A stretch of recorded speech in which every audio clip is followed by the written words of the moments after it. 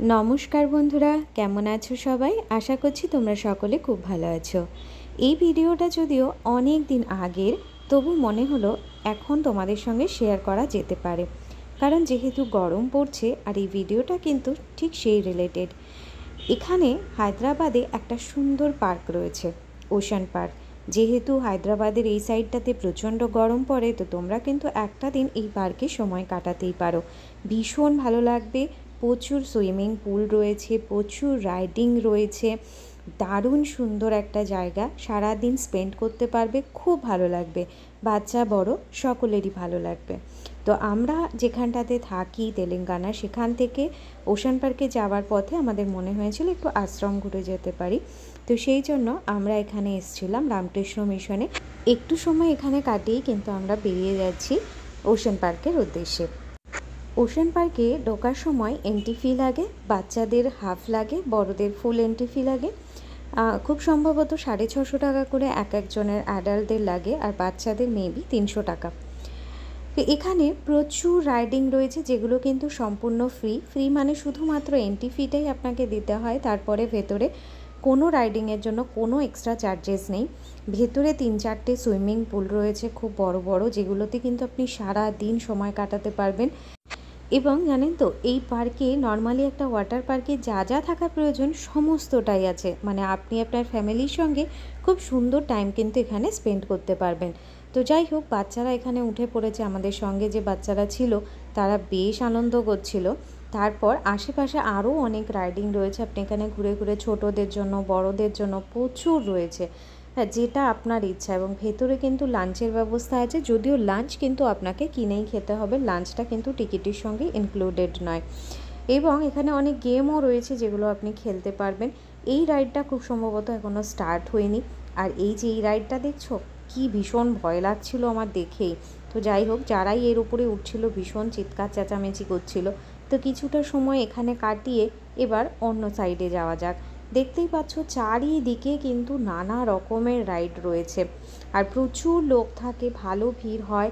আর এই দেখো রোপওয়ে রয়েছে, এখানে বড়রাও উঠতে পারে ছোটরাও উঠতে পারে, কোনো অসুবিধা নেই। এমন নয় যে এটা শুধু ছোটদের জন্য, বড়রাও কিন্তু এটা এনজয় করতে পারে। ছোটদের জন্য কিন্তু আরও অনেক রকমের এন্টারটেনমেন্ট রয়েছে। এই যে দেখো কি সুন্দর হেলিকপ্টারগুলো বানানো রয়েছে, এইগুলো খুব সম্ভবত ফটো তোলার জন্যই। এগুলোতে কিন্তু চড়া যায় না, এগুলো চলে না, এগুলো জাস্ট এইরকমই রয়েছে। এখানে বসে হয়তো খুব সম্ভবত ফটো তোলার জন্যই। তো আমার ছেলেও কিন্তু এখানে বসে বেশ একটা দুটো ফটো তুলে নিয়েছিল। তো চলো অন্যদিকে যাওয়া যাক।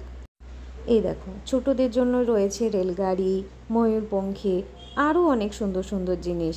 আমার ছেলে কিন্তু বেশ কয়েকটা রাইড চড়েছে। ওই দেখো ওই দূরে একটা নাগরদোলা রয়েছে, আরও অনেক কিছু রয়েছে যেগুলো কিন্তু বেশ এনজয় করতে পারবে। তারপরে দেখো এই যে মেলাতে দেখা যায়, এগুলো থেকে কী বলে সেটা কিন্তু আমার জানা নেই। আমি একবারই মাত্র ছোটোবেলায় উঠেছিলাম আর ভীষণ ভয় পেয়েছিলাম, তারপর থেকে আর কোনো দিনই ওঠার সাহস হয়নি। আর এই যে ছেলে উঠেছে ট্রেনে চড়বে বলে, তো যাই হোক একটু চড়ুক, ওদেরও একটু এনজয় করা দরকার। তো চলো আমরা এবার এখান থেকে অন্য কোথাও যাই। এই দেখো এই যেখানে রাইডিংগুলো হচ্ছিল তার ঠিক উল্টো দিকেই একটা কত সুন্দর স্ট্যাচু রয়েছে লাফিং বুদ্ধার, ভীষণ সুন্দর। জানো তো, এটা ছবিতে যত সুন্দর না দেখতে লাগছে, সামনে থেকে আরও বেশি সুন্দর। তো এইখানটায় জল থাকে খুব সম্ভবত বর্ষার সময়, আরও ভালো লাগে। তো এইখানটায় কিন্তু লোকে বসে সেলফি তোলে, অনেকে বসে গল্পও করে। আমরাও কিছু সময় পার্কে বসেছিলাম। আর এই যে রাইডটা দেখছো, এখানে আমার হাজব্যান্ড উঠেছে, আরও বন্ধুবান্ধবরা উঠেছে। ওরা আমাকেও বলছিল, বাট আমার একেবারেই সাহস হয়নি, আমি আর ছেলে নিচে বসেই ছিলাম। তবে এটা চড়ার সময় একটা কাণ্ড ঘটে গেছিলো, ভীষণ মেঘ করেছিল, তো বোঝা যাচ্ছিল না যে বৃষ্টি আসবে।